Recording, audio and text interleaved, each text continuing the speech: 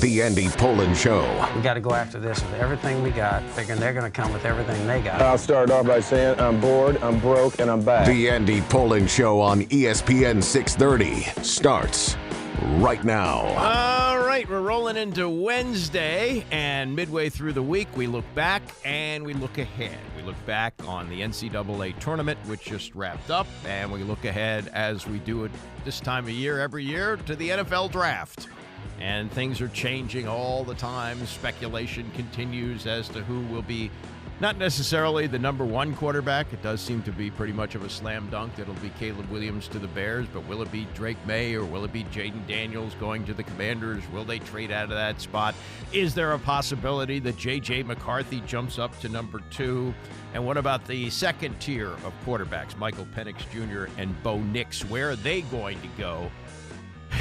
This is what we do. It's kind of a meaningless exercise, but it's fun. I really enjoyed my conversation with Mel Kiper yesterday. You could find that at ESPN630DC.com, and we're going to play that over the next couple of weeks, a couple of parts to it. I went about a half an hour with Mel yesterday, so I want to break that up into a couple of parts. But he is saying that it'll be Jaden Daniels going to Washington, and more evidence of that. Adam Schefter reporting that through Daniels' agent, he's been told that he will be here in Washington on Monday into Tuesday. So they're going into a deep, deep dive on him, and maybe the decision has been made to take him number 2, and they're just, checking every possible little thing about him. These in-person visits, they're common for these quarterbacks, and maybe there's some things that they still need to find out about him. But again, I don't know anything. I would just be surprised if he's not the number 2 pick. I roll with Mel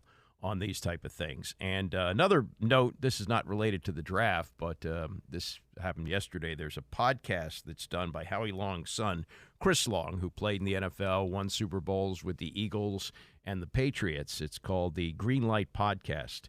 And he had Montez Sweat on. And Sweat said about the team name, quote, "I got drafted as a Redskin. Then I was a football team." That's funny. That's a funny way to put it. Then I was a football team, and then I was a Commander. I don't know. I think I'm missing one. I went through all 3 phases, and every time it's like, bro, why won't this be the Redskins? It's part of the culture. What's the problem? If it was up to me, it would have just been the Redskins. I was so embarrassed. So when people asked me who I played for, I just said Washington. You know what I would say, even if I played for the team now, as the Commanders, I would say Washington, because it is confusing. I'm not necessarily reading his mind here. I don't know if he's so pro Redskins. He did say if it was up to me, it would have just been the Redskins. But the way I read this quote, and I haven't listened to it yet, but the way I read it is he's saying it's just the embarrassment of the constant change. They went from Redskins to Washington Football Team to Commanders. And I've said this, and I agree with what Tony said when the name change was coming up, when they were about to be named the Commanders. He said, I'd just keep it the Washington Football Team, because the people who grew up rooting for the Redskins, they're never going to like whatever comes along. They'll just think of their team in terms of Redskins, and Washington Football Team. It's unique, and it describes what they are, Washington Football Team. So I would be surprised if Commanders sticks. They'll probably stay with it another year, and maybe they begin the process of looking for a new name. But I believe the best answer to this is just go to Washington Football Team. That's what they are. They're the Washington Football Team, and no other name is really going to ever fully replace Redskins in the hearts of people who are longtime fans. I understand the need to change the name. I understand that you can't have Redskins as the name anymore. But I also understand that Commanders was just so sloppily done. I think that's really more of what he's talking about here, is that this constant churn of the name and the way they rolled it out, and it just leaves a bad taste in everybody's mouth. And the image I will always have of Commanders is sloppy Dan Snyder standing up there with his wife in those dopey Letterman jackets saying the name Commanders was going to be great and everybody was going to love it, and he's standing outside the team shop hoping to sell a bunch of gear with Commanders on it. And the latest I saw on that is they're not selling very well. A lot of people said, well, I sound like Trump here, the speculation was when they were possibly going to change the name was, oh, this will be great. They'll sell all kinds of gear. This will be a big money booster for Snyder. And people who understood trademark and copyright laws said, no, it doesn't really work that way. Your brand is the Redskins, and people will not necessarily embrace it. So that's the first ex-player. I don't think any current player would say something like that, but that's the first ex-player that I'm aware of who was really critical of the name and said he was embarrassed by being a Commander, so he just called himself a Washington football team player, which I think is the way to go. All right, back to the tournament, the NCAA tournament. Some more follow-up on this. I have, if you've heard me say this, that I'm not really in the demographic for Barstool. It's more for my son, who's in his 30s. But I'm a big fan of the pizza reviews that Dave Portnoy does. And just about every night I go to my computer after 6 o'clock and watch his pizza review. I just think he really does it well. And, I kind of fill a void there with a little bit of pizza in the evening. If I ate pizza every day, I weigh 300 pounds. So I just live vicariously through Portnoy, eating the pizza, trying them out, and giving him his various scores. But he's also very much involved in gambling. He's got a gambling deal with Barstool, and he put down a $600,000 bet on UConn to win it all at plus 360, and his profit was $2.1 million. So that was a big bet. He made a lot of money, and he said it was the biggest bet of his life. And I congratulate him on that. But how about this? And again, I don't gamble much. I do gambling spots. I'm not going to tell you it's bad. I do that, and I don't gamble a lot. I've done it a number of times, but I don't consider myself to be a gambler. But because UConn covered the spread in every game in their back-to-back runs, according to the Action Network's Evan Abrams, they become the first team ever to do that.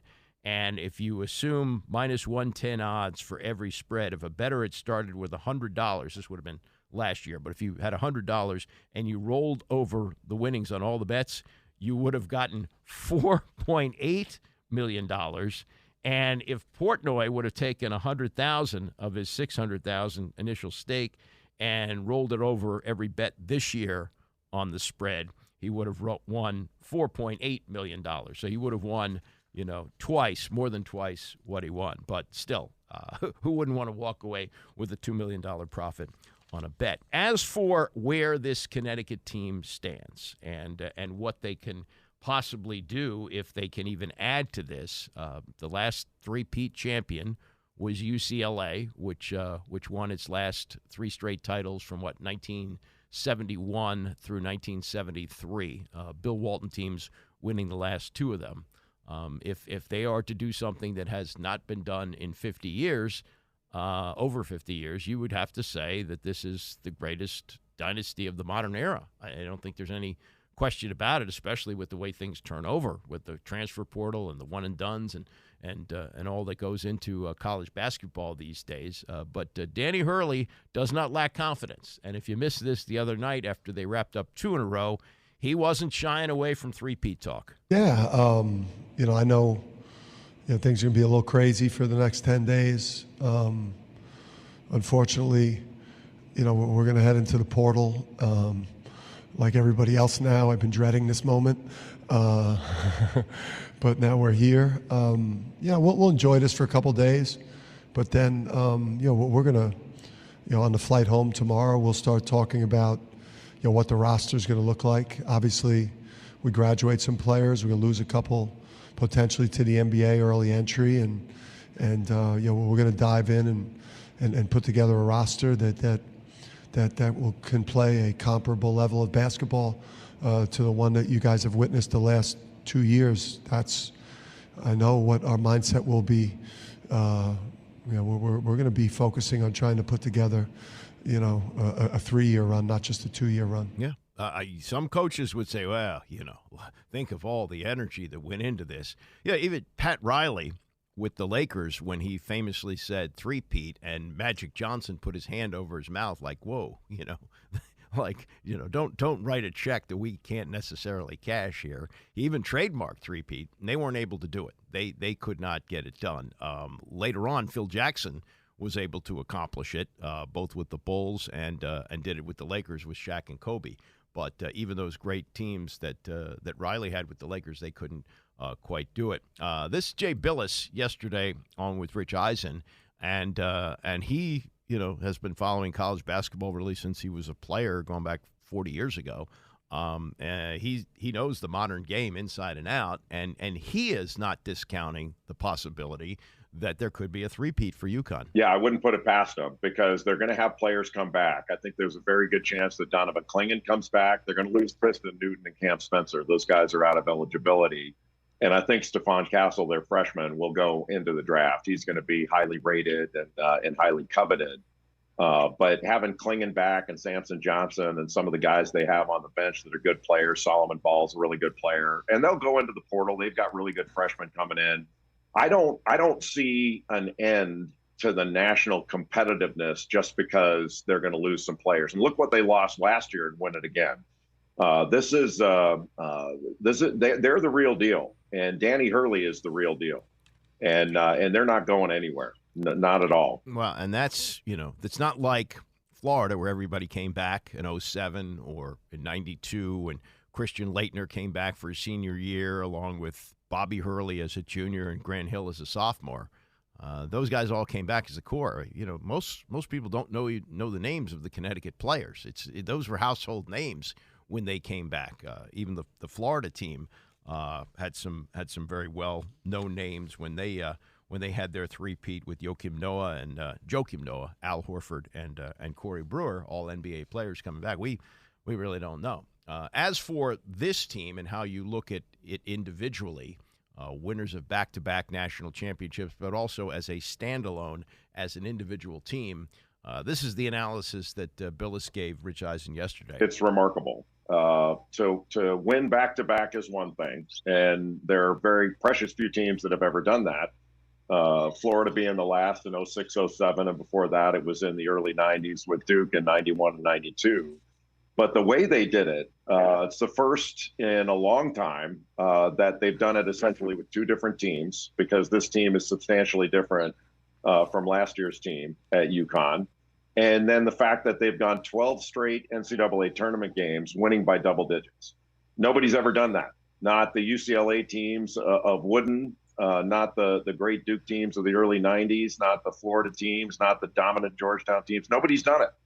And in an era where we are throwing around the word parity, and I think there is talent spread across the country more than ever, in large part due to NIL and the transfer portal, but UConn has been the most dominant. And one last thing on this, Rich, there was some talk last year about, is UConn now among the blue bloods? And since 1999, this is 6 titles. Nobody's come close to that. And if you go to 1960, take it back, 50, 60 years, half of Kentucky's titles were won before 1960. They won a couple in the 40s and a couple in the 50s. And even if you go back 50 years, UConn's won as much or more than any program in college basketball history. They're not only a blue blood, you can make an argument now, they're the best program that we've seen since UCLA in the 60s and 70s. It's them and UCLA. Yeah, and that's why I kind of find it laughable. And again, it's not my bank account that Dan Hurley's got his P's and Q's on that. But it's laughable. They're saying, do you want to go to Kentucky? Like is this a stepping stone, or UConn is the spot? I mean, Gino Auriemma is going to the Hall of Fame, or I think he's probably already in it. From UConn. Why not Dan Hurley? I don't understand that concept. Well, I mean, I agree with you on the basketball front that there's no better place for Dan Hurley, especially given his background, where he's from, the footprint that UConn has in the Northeast and how they can recruit. The only thing I would say that makes a place like Kentucky a thought for someone like Dan Hurley, or for Dan Hurley specifically, is the changing nature of the basketball landscape and the college sports landscape. that things are evolving to the point where if you're not in a Power 5 league, you can be compromised in the future. That this is still about resources and money. And now that the players are sitting at the table, they're sitting at the kids' table now. They're allowed to make something, but they're not realizing their full value. They will soon. And when they do, those resources are going to be important. And there's a thought that college sports may contract a little bit, and the big shots will play amongst themselves, and then everybody else is going to feel like it won't be like this, but it'll feel like it's more of a Division II feel. And so that would be the only reason you would look at that. But I don't think Dan Hurley's going anywhere, because that fits him really well. And I do think the Northeast connection is really important. His brother Bobby is out here in Arizona at Arizona State, and he's done well, but it's not necessarily who he is. And so I think Dan Hurley recognizes that. And look, he's at the top of the game and at the top of his game. So he's going to be fine. Like he'll get taken care of. But is it going to be enough program wise and money wise for players and things like that? And is it going to be that way for the long term? That's the only reason to consider a place like Kentucky. So that's Jay Bilas, and Hurley, made a joke about it, like I can't afford a divorce. His wife won't let him take the Kentucky job, and I think Bilas is right. There's really no reason for him to do that right now. The other name that's been thrown around a lot is Billy Donovan, who's the coach of the Bulls. They'll actually be here tomorrow night as the Wizards mercifully play their last home game of the season. But Donovan has a connection to Kentucky. He was an assistant there to Rick Pitino from 1989 to 1994. And he was asked about this speculation yesterday. He says, I have not been contacted by anybody. I haven't spoken to anybody. My total commitment and focus is here on this team. A lot of stuff I think sometimes turns out to be speculation. Yeah, well, okay, it is speculation. And it doesn't mean that he won't take the job just because he says he hasn't spoken to anybody. That could be he's gotten messages that he's not going to return them until after the season, which only has, less than a week to go.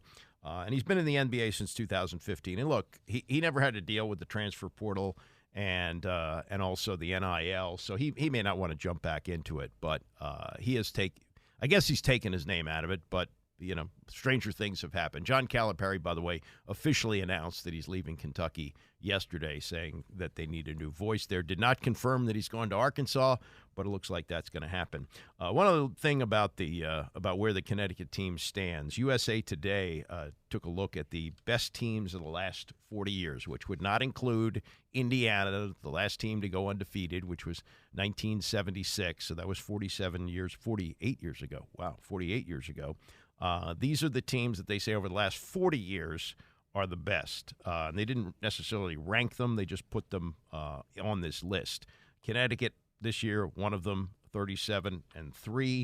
The UNLV team of 1990 with Larry Johnson, Stacey Augmon, and Anderson Hunt went 35-5 and beat Duke in the championship by 30 points, which is still a record. The 92 Duke team that repeated with Leitner as a senior, Hurley as a junior, and Hill as a sophomore, and they had that incredible Christian Leitner shot to beat Kentucky to get to the Final Four that year. The 96 Kentucky team, which went 34-2, they had 9 players from that team that would play in the NBA.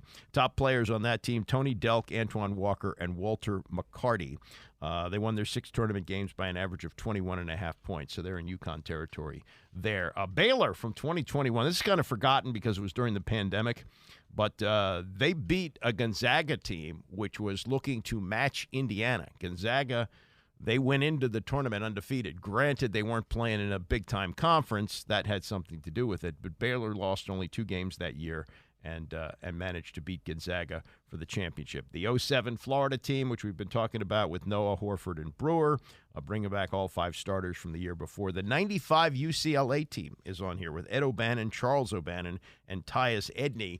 And like a number of teams that won it all, they survived a scare to get there because in the second round, Tyus Edney had to go the length of the floor to put in a layup at the buzzer to beat Missouri. and they lost only 2 games that year and won the national championship. 2008 Kansas with Mario Chalmers, Darrell Arthur, and Brandon Rush. 7 players on that team went to the NBA. They went 37-3. And then the Villanova team of 2018 with Jalen Brunson, Mikal Bridges, and Dante DiVincenzo finished 36-4. And all 6 of their wins in the NCAA tournament came by double digits. But certainly I would put this UConn team among the greatest of all time, at least in that modern era of 40 years.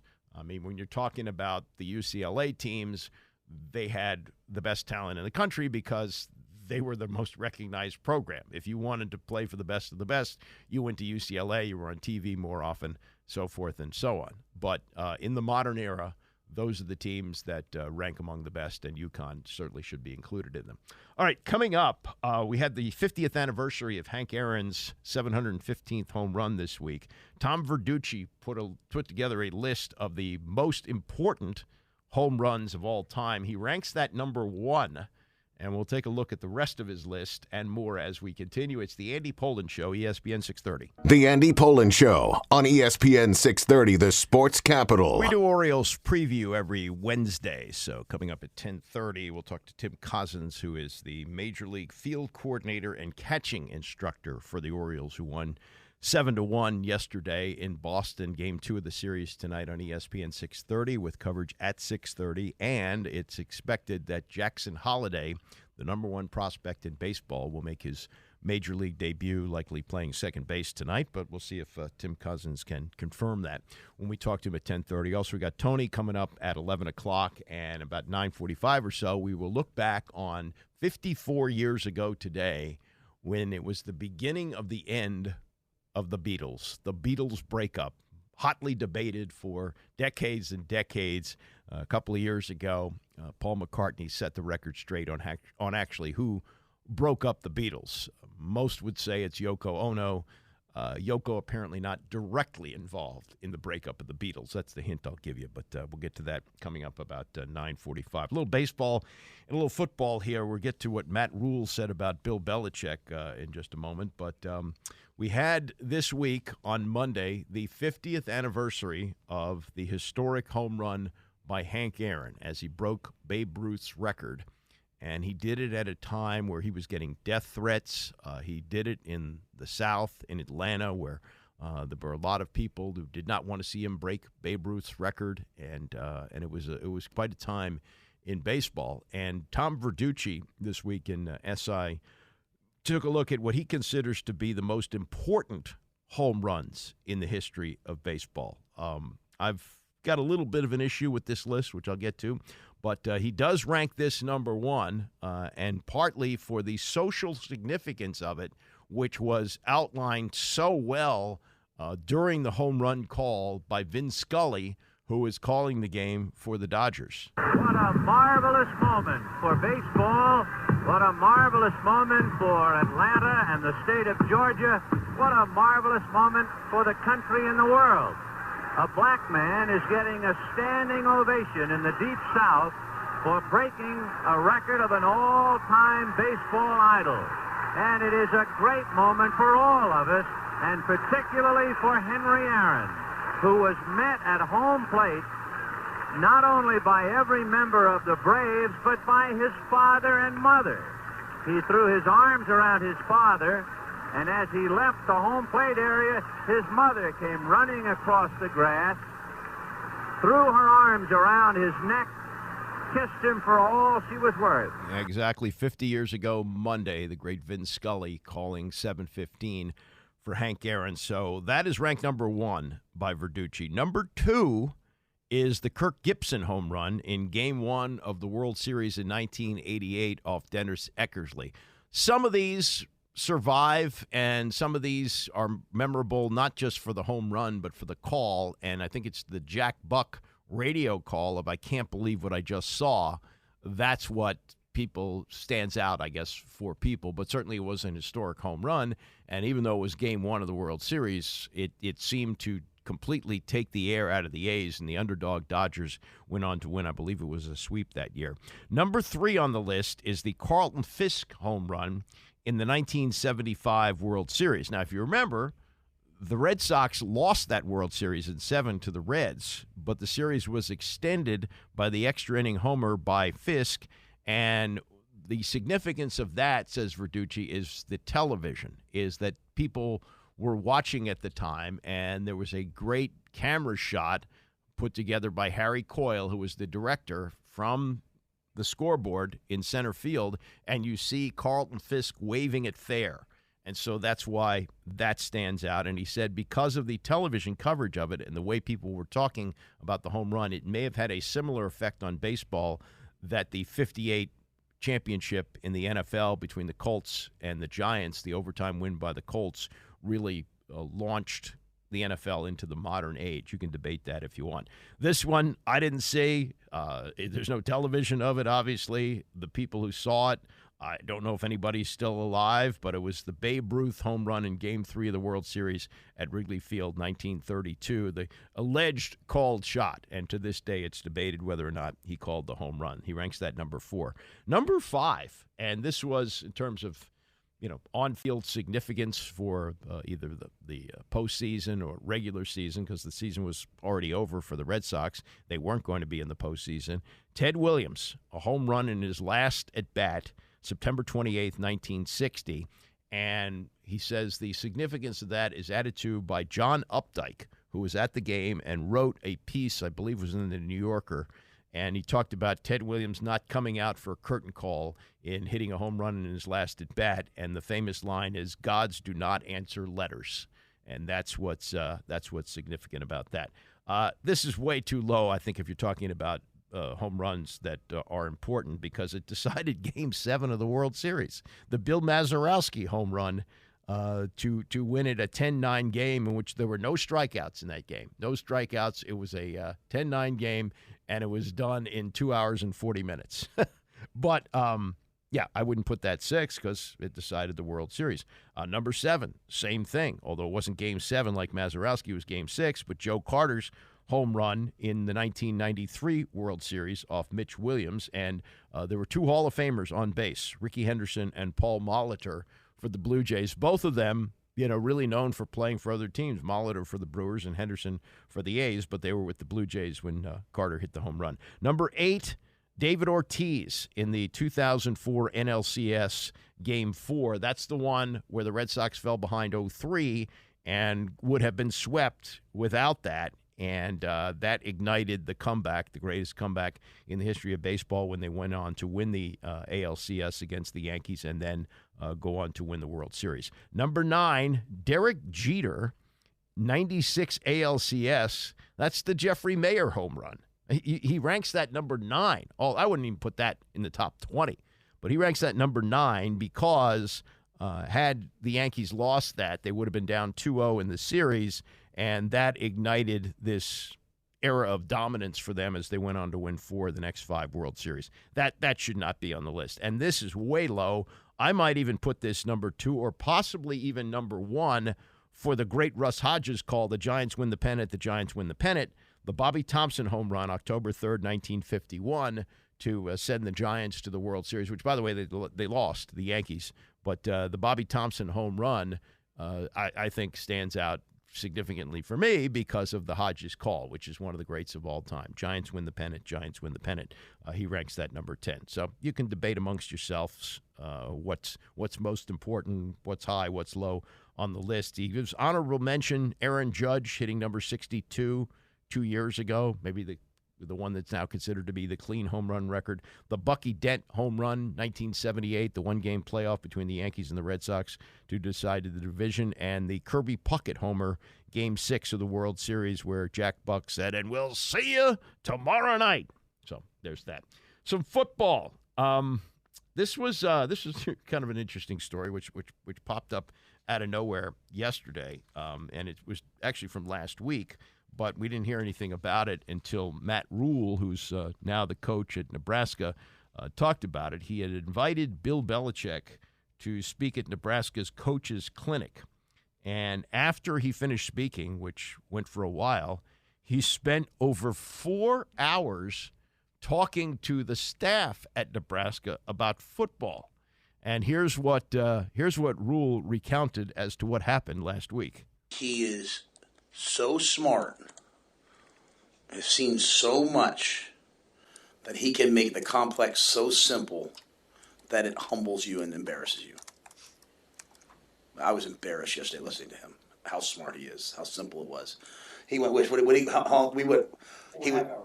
4.5 hours with the coaching. Forget the clinic. Like, he came in and met with our coaching staff.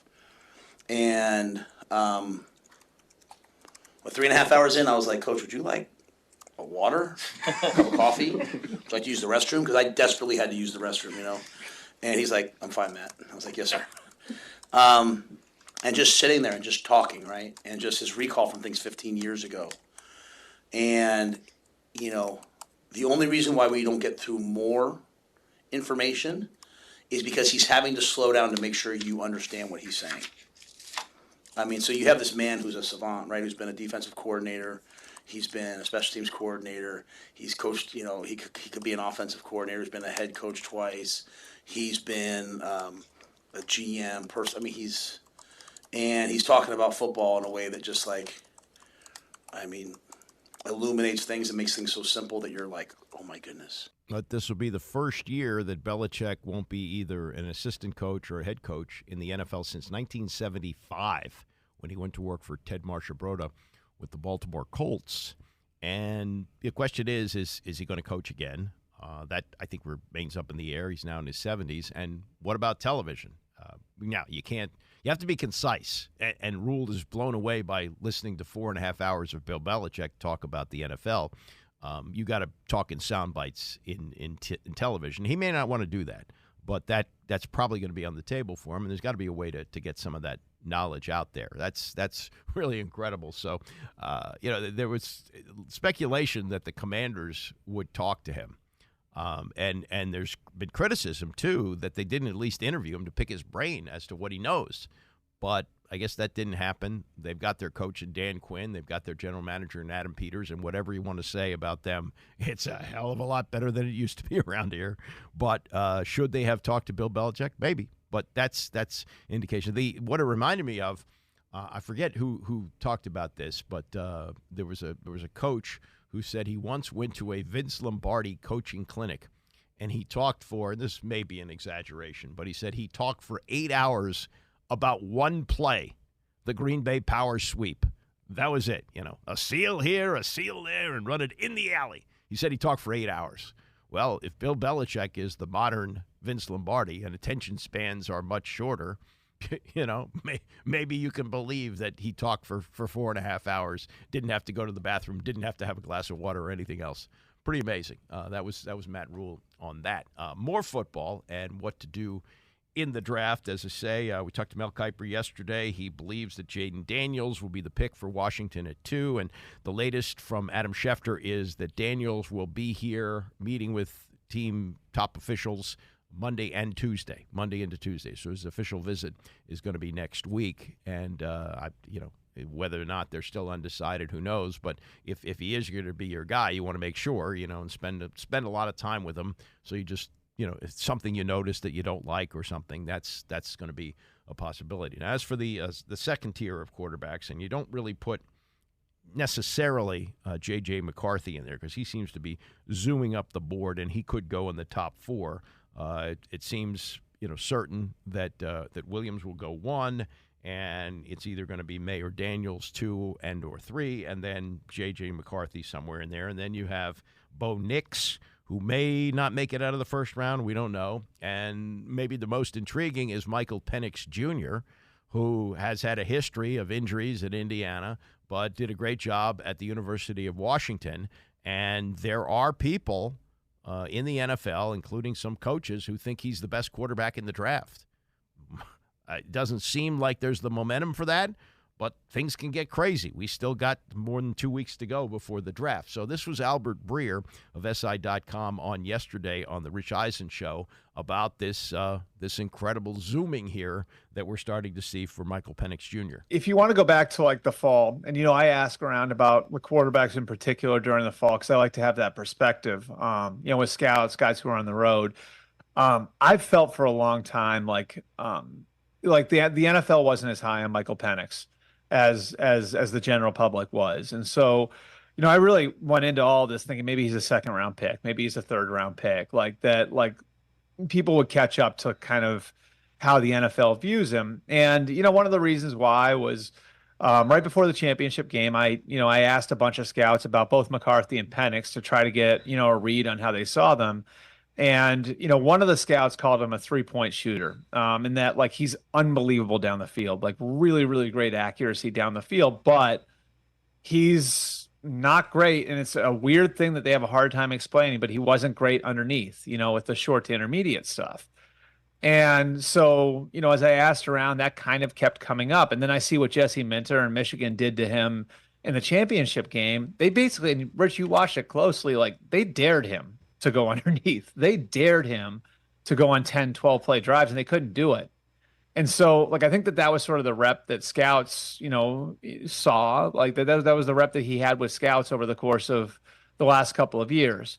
What's fascinating about this now, and this is what I call the conundrum, is as I've made more calls over the last couple of weeks, I've found that coaches love him and that coaches like him a lot more than scouts do. And so I was talking to somebody over the weekend who, knows Penix, and I asked, why would that be?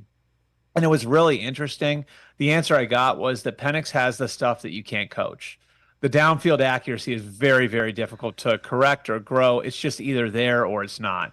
Michael Penix throws with anticipation. That's really, really hard to coach.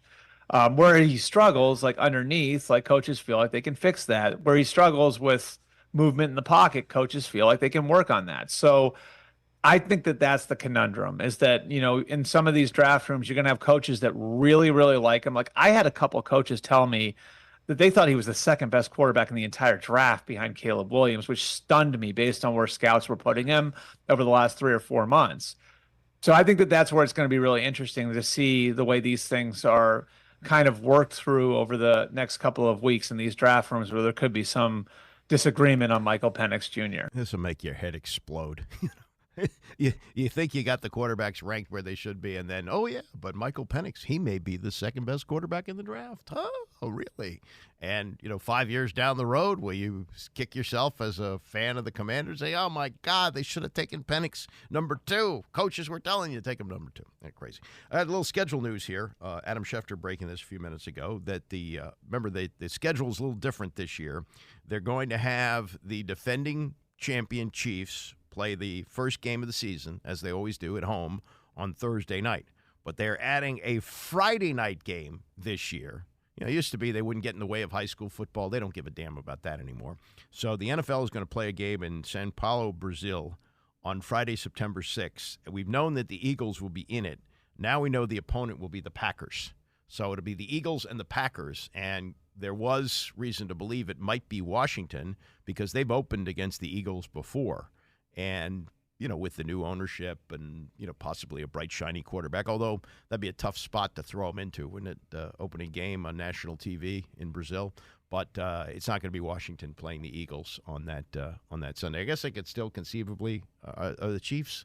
I haven't looked. I don't know if they're on the schedule or not. But the full schedule is going to come out next month. We get that in May now. I used to get that in April. But we'll find out just where the games line up next month. But we do know that Washington will not be playing in Brazil in the opener. That reported by Adam Schefter just a few minutes ago. All right, we start every day at 9. We roll through the 10 o'clock hour. Tony is doing a show today and then taking off the rest of the week, probably because ESPN is televising the Masters and they don't have PTI. And we will get into what Tiger Woods said yesterday about trying to win. He's got a fused ankle. He's got back problems. As he said, he's in pain all the time. But he's chasing number 6 at Augusta, and we'll hear his comments on that. Also, Scott Van Pelt was on PTI yesterday and had a preview and talked a little bit about the stuff that's going on between the LIV Tour and the PGA Tour. There's a front-page story in the Post about it today, and boy, it's amazing that it was that long ago, close to a year ago, I guess, the June of last year, where they announced that there was going to be a merger, and it was supposed to happen in December, and they just blew right past that. And here we are, and There's so much uncertainty about it, and the sport is suffering. The TV ratings are down, and people are having a hard time getting their arms around all this. And there should be resolution, but there's a lot of money involved, and it may not get resolved. Nationals have right now, maybe there's no panic situation, but having watched this before, where you first hear the words forearm tightness, and it's not long before those are followed by the words Tommy John. And you have Josiah Gray, who is now on the 15-day injured list. He was due to start last night against the Giants. They called up Johan Adon, Mr. Rubber Arm, out of the minors. He went 4 innings, and they used 5 relievers, and they won the game 5-3. Actually won 3 in a row, and go for the sweep this afternoon, 3:45 start. But Gray had forearm issues, which caused him to be scratched. He's off to a terrible start, 0-2 with an ERA over 14.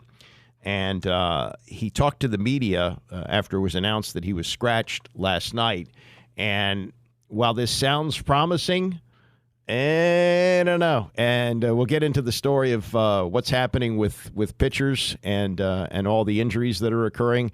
This is an upbeat conversation, but there could be more behind it. This was Gray with reporters yesterday. Honestly, after my last start against Pittsburgh, just felt a little more banged up than usual. So worked through it, threw a bullpen, and still didn't feel, right. So I alerted the training staff and, went through tests and whatnot, and everything came back good. But, just to be on the safe side of things, we got an MRI, and it showed a little flexor pronator strain. And, so that was kind of the build-up. It more or less happened right after my start against Pittsburgh, and that's where we're at. How would you put into words to explain how it feels, the discomfort? It's sort of just like a dull sort of linger on the muscle, on the pronator flexor mass muscle. Sort of a common thing for pitchers. So the training staff's going to take care of it and take care of me, but that's kind of what I got. Is there a plan right now? What happens next? Yeah, it's kind of just a lot of rest, a lot of tissue work to the muscle, get the inflammation to calm down, and then from there, building back up to, where I can be, an asset for the team again. So more or less a day-by-day kind of thing. Hopefully I'm not out too long to be able to come and support these guys, but it's kind of going to be a day-by-day sort of thing right now, and we'll see where we go from there. So the MRI was a good news result. Yeah, the MRI was a good result. Everything was intact. UCL was intact. All the other forearm muscles were intact. So obviously a positive result from that. But obviously having the inflammation, you got to kind of wait for that to go down and have stuff respond to that. So overall, a positive outlook. Obviously, it sucks to miss time and, not be out there helping the guys and winning games. But, it's a part of what pitchers are and what we do. So I'm just going to, take it on the chin and take it day by day. Pronator flexor mass muscle. Used to call that a sore arm, but medicine is more advanced now. But I don't know. Tom Verducci did a story at SI.com about all the pitching injuries that are happening, and it's a combination of things. Kids are taught early on to throw as hard as they can, so that's putting strain on their arms. In addition to that, they work more on spin rates now, so you're putting more torque on your arm as you throw. And Verducci's got a long list of pitchers and how fast they throw and how many surgeries they've had, such as Jacob deGrom, whose season average for fastball is 99.2 miles an hour. He's had his second Tommy John surgery, which he's recovering from now. Hunter Green throws 98.9, had Tommy John in 2019.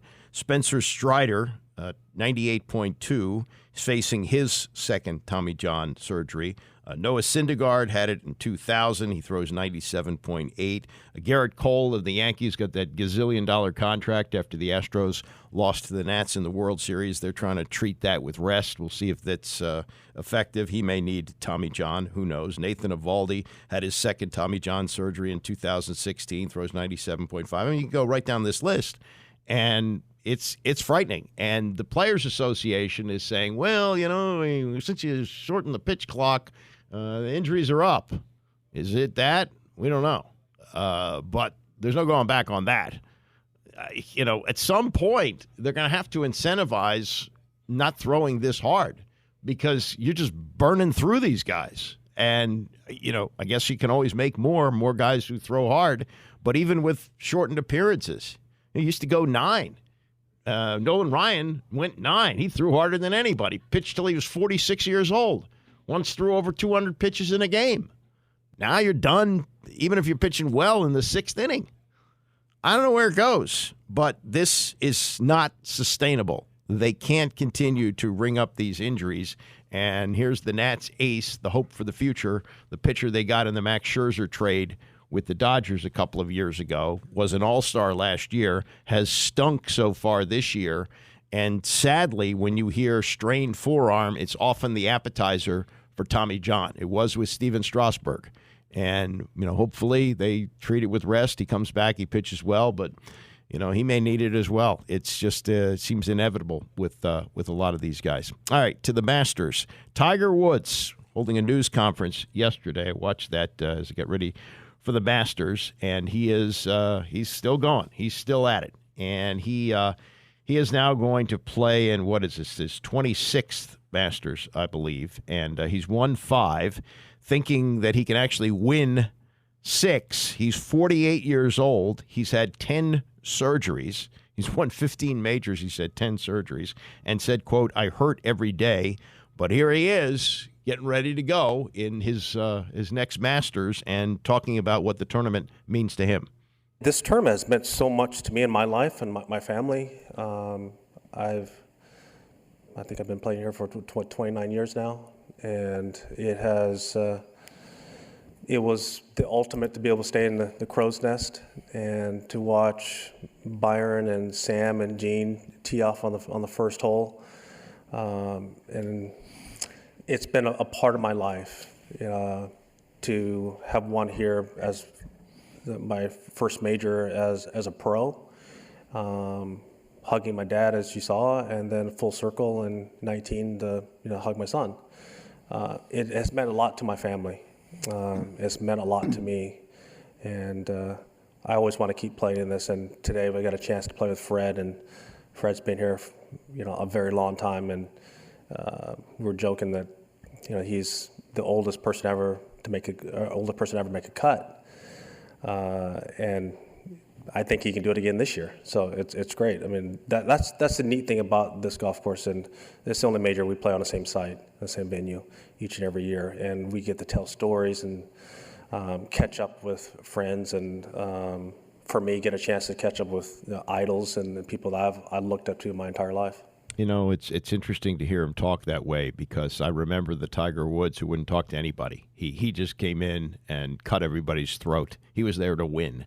And now he's a multiple champion. He's pushing 50, and he wants to hang out with old friends. He's hanging out with Fred Couples. This will be his 24th as a pro. He's played in a couple of them as a amateur, and he's made the cut every time. So it's going to be difficult. See, the thing about him making the cut is, and he probably is good enough to do that, the problem is he's got to continue to walk the next 2 days, and his body is just wearing out. That's what we've seen every time, is that if he makes the cut, yeah, he can play into Sunday, but by Sunday he's a mess. He can barely get around the course. So there's that. But this is what he says, and when somebody, they asked Jack Nicklaus about this. Nicklaus was in contention probably when he was about 52. He won when he was 46, the historic 86 Masters, which he won. But several years later, in the early 90s, he was competing on the final day. Didn't win, but was in it. And so when he got closer to 60, people began to ask him about being the ceremonial starter, with the old-timers like at that time Sam Snead and Gary Player and others. And he said, I don't play ceremonial golf. No, I don't do that. I just compete. Well, now he's a ceremonial player. He tees off. Tiger really bristled at that yesterday. It was a foreign journalist, and somebody said, well, have you given much thought to that? He says, I have not thought about being a starter here. No, he said that. But in talking about the possibility of actually winning, he wasn't joking around at all. This was yesterday. What do you feel like you're capable of doing this week? What do you believe that you can do this week? If everything comes together, I think I can get one more. Want me to describe that any more than that, or we're good? He didn't like the snickering, did he? So we'll see tomorrow. Weather's supposed to be iffy. He's teeing off in the afternoon, and we can get to the cut on Friday. That would set a record with 24 making the cut every time. This was yesterday on PTI. Scott Van Pelt, who is doing the first 2 days of coverage on ESPN, on with Tony and Mike on PTI, previewing what we're going to see over the next 4 days. Scotty Scheffler comes in as the #1 player of the world, very, very hot, won a bunch of tournaments. Jon Rahm is the defending champion. What do you think the pressure is like on each of these guys? I feel that Scotty carries an unusually burden is not the right word. I think he has unusually short odds that's reminiscent of Tiger at the peak of his powers. I mean, it's like less than 5-1, which is outrageous. But given the way he's played recently, there's every reason to expect that he will play well. And sometimes that can be a burden. But I think that like Scotty, Jon Rahm arrives with a green jacket. There's a whole lot less pressure on either of those men than there is on somebody like, say, Rory, for whom this isn't just I can win the Masters, it's I win the Slam if I do. So I don't necessarily believe, Tony, that pressure is a word that applies to either. There is the scrutiny that comes with being the reigning champion, and certainly Scotty is a guy having won the last two and coming up a stroke shy of a playoff in the last one. Everyone thinks they'll play well, but I don't believe either feels any burden at all. So many great players, of course, Scott, in this field, including Justin Thomas, who sort of split with Bones Mackay, his caddy, recently. What can you tell us about that and the state of JT's game as he goes into Augusta? It's interesting. I was actually able to sit down and have lunch and visit with him today, but I literally did a poor job of preparing for this segment because I didn't ask. I thought it was the kind of thing that if it came up, I would say, hey, what happened? But I'll be honest with you, Michael, as it relates to caddy player splits, it happens all the time on the PGA Tour. It's just very rare that anyone knows the name of the caddy. Everyone knows Bones because he was with Phil for so many years, and then he was with Justin, and they won majors. He won majors with both players. I didn't ask the question. But I know that JT has been up here in advance of the week and has been working hard this afternoon after he played this morning with Tiger to try to get things dialed in. He, like a lot of well-known players, whether they've won majors or not, have not had the best spring run-ups. But there's so many players that arrive here, and this place is just like manna from heaven, right? It's just the kind of thing that gets them ready to roll. It wouldn't shock me at all if Justin played well, but I did a poor job of finding out any scoops on what happened between he and Bones. Listen, you mentioned something that we want to move right into, and it's so natural to segue, Scott.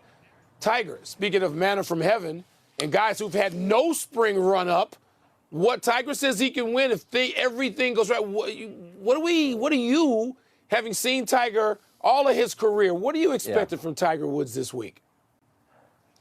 It's so difficult to answer that question because I'm truly just guessing because we haven't seen him, Michael, finish rounds, right? I mean, his body has reached the point where the back is fused and the leg has gone through so much because of the accident. He's had so many different surgeries that his body is betraying him. So sure, he's going to sit there in a presser on Tuesday and stare out into the media center crowd and say, I can win. And you're going to go, well, we'd feel like an idiot if we said he couldn't. And yet his inability to just finish rounds makes it hard to think that's possible. But speaking of Justin, he played with him today, and he said he hit it close on 7, and he's like, he's going to win, right? All the patrons are going crazy. He's like, he's going to win, he's going to win. And all it takes is like a birdie on the par 5 second early in the first round, and you'd be like, here we go, right? I mean, you'll never doubt the man. It's just hard to believe given how little we've seen him be able to play in the last couple of years. All right, Scott, we will get you out of here on this, and it's the anticipated question. There are 13 live players in the field. There's supposedly, we always hear this, ongoing negotiations to merge the tours in some way. You're on the ground there. What is the mood of the players on both sides on all of this? Tony, the appetite for this fight seems to have been abandoned by both sides. I mean, when Rory McIlroy, who I always think of as sort of Jon Snow drawing his sword to fight the whatever, what was it, the White Walkers? I don't know. I'm not a Game of Thrones expert. But he was the guy out front for the PGA Tour, right? He was the most vocal. Those guys can't ever come back, and the hell with them. And now Rory's like, what are you going to do? We should probably figure this out. And so I don't think that either side has any appetite for a fight. John Rahm's saying we should play 72 holes on LIV. I'm like, you understand what LIV is, right? That's 54. That's the name of your tour. So I don't think anyone truly cares. And I think the sport is, I keep using the word adrift, and it feels like something seismic has to happen to get everybody under the same umbrella, so to speak, under the same roof, under the same governance, something. Because as it is, you're just kind of left with you're over here, we're over here. The good news for us as golf fans is that we have everyone together this week. Coverage starting 3 o'clock and on ESPN Plus and SportsCenter updates. So, you can watch them all this week anyway. Scott Van Pelt, a little plug there at the end yesterday on PTI. A little follow-up on the LIV discussion. Rick Mace has a front-page story in the Post today, and he's got some quotes in here from, like, Rory McIlroy, who says, things need a correction. Things are unsustainable the way they are now. Was for a while like, okay, maybe both tours can exist. Now he's saying something has to be done. Bryson DeChambeau, who's a star on LIV, said it needs to happen fast, and it's not a 2-year thing. It needs to happen quicker than just for, as I get to the jump here, just for the good of the sport. Too many people are losing interest. This week, 13 LIV players will compete at the Masters with the PGA Tour counterparts, distinguishable only by the LIV gear that they'll be sporting. Sergio Garcia, the Fireball, Bubba Watson, the Range Goat. The sustainability discussion, he writes, is two-pronged. Can the sport remain relevant and engaging to its fans in a fractured state? And is the sport economically viable enough to support the current pace of spending? More than 10 months have passed since the PGA Tour announced plans to partner with the Saudi Tour, which owns LIV Golf. The sides blew past a December 31st deadline and continue to work through details, but no deal is imminent. According to the most recent tax filings, the Tour saw $1.9 billion in revenue in 2022 compared to $1.87 billion in expenses, and both figures have steadily risen over the years. The Tour has high dollar commitments, $4 billion due from sponsors through 2035 and $5 billion in media rights through 2030, but has also taken on new expenses. So that's the point, that they're struggling to make money there. And the ratings, it's hurting. I mean, LIV Tour is on the CW network. They say they're up 40%, but 40% from what? And the PGA Tour figures, which include a much larger audience domestically, are down 15%. So let me turn to a resident golf expert here, young Rex Minturn, who plays golf and follows the sport. What do you make of what's happening here between the LIV and the PGA Tour? Yeah, I mean, like Van Pelt said, it's just like Rahm is completely regretting his decision, it sounds like. Yeah, talking about 72. Yeah. I mean, that's as Van Pelt said, that's why they're called the LIV Tour. And have you noticed among your golf compadres that there's lessening interest, or you're hardcore guys and you watch anyway? Yeah, I think people that I talk to are watching anyway. Yeah. I've actually watched a little more LIV than I did last year. Yeah. Still not a lot, but. See, to people like me who got in for Tiger and would only watch for Tiger, who only plays majors, it doesn't really matter to me. I'll watch the majors, and I always watch on Sunday. Well, now the majors are even a bigger deal because it's the only time you're getting everyone together. Yeah, so the people who are, I don't even know what you call us. I'm not really a golf fan. I'm a golf observer. Casual. I like to watch. I mean, I'll be watching on Sunday, no matter who's in contention, because it's beautiful and it's cool and it's a big event. But it's a lot different. And look, there still are some names out there, and when you put the two tours together, you have that. But in terms of every Sunday where you'd watch some tournament with some name involved, could have been Phil, could have been Tiger, and several others. That seems to be gone now. Like these other tournaments don't mean anything. I mean, if you're local and you were watching Denny McCarthy over the weekend, that's a cool thing. But that's not nationwide. That's a different deal. Yeah. So it's different. All right. Coming up, we got Orioles preview. Tim Cousins, who is the Major League field coordinator and catching instructor for the Orioles, who are playing the second game of their series in Boston tonight, and they're supposed to have Jackson Holliday up from the minors to make his Major League debut. We'll see if he'll confirm that and talk about other things, including this pitching crisis that they've got right now with all the elbow injuries. He's the catching instructor. I'm sure he's got a role in that as well. We'll talk about that with Tim Cousins and Orioles preview as we continue. It's the Andy Pollin Show, ESPN 630.